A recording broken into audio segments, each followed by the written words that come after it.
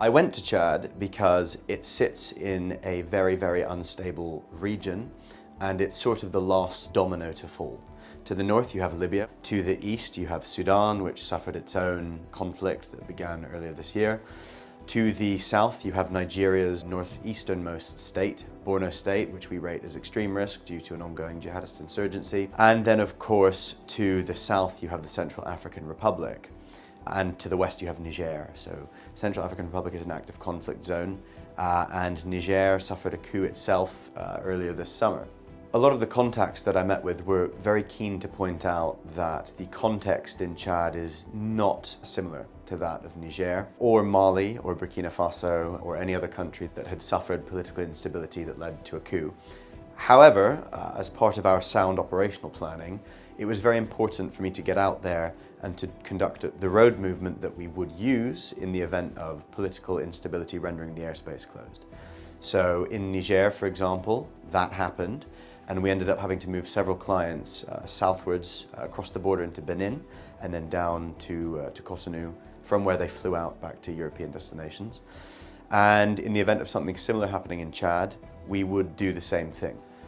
Most of my meetings took place in the capital, N'Djamena, but were we ever to find ourselves in a scenario that would involve moving clients out of the country by land, they would have to go south, probably into Cameroon, which at the minute represents the safest and most convenient option for them.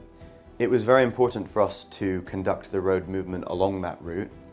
That gives us both a first-hand insight into the exact risks that our clients would face if they found themselves in that situation.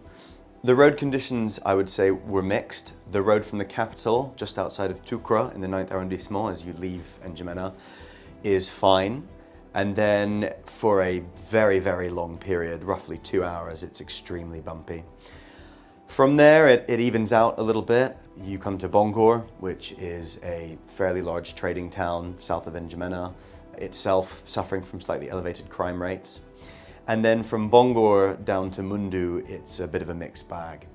One of the most interesting parts of the journey that I think will be valuable for our clients to know, should they have to do it, is the fact that you go from a semi-arid, almost desert-like climate in the capital in N'Djamena, I mean, it was 38 degrees when I was there, to an almost subtropical, humid climate in the south. I arrived in Mundu to thunderstorms and it was about 18 degrees. So that bit of information is actually extremely useful in a stressful situation where clients are trying to leave the country. It's an extremely long journey. The road from N'Djamena to Mundu with no problems, and this is assuming that you're in a 4x4 vehicle, takes approximately 8 hours. So given that we do not advise any overland travel in Chad after dark, and that's primarily because of road traffic accidents and how big that risk is, it makes sense to overnight somewhere. Now, the only place that we could really recommend doing that is Mundu. It is a large city and it has the most suitable accommodation options of anywhere in rural southern Chad. I assessed a number of options and was glad to identify one that would suffice in the event of a crisis situation that involved people having to move by land south with no other option. But the amenities and the security levels down there are fairly basic. The final part of the journey entails moving from Mundu to the Koutere border crossing in Cameroon. That was probably the easiest part of the journey. The road is extremely well paved the entire way through, and then of course you have a significant security force presence from about 5 kilometers as you reach the border. We weren't stopped by many checkpoints, but when you do get to the border, the measures in place are quite substantial. We were lucky enough to gather some information on how that would look in case people did ever want to do it, and we are in a position to therefore advise them on that.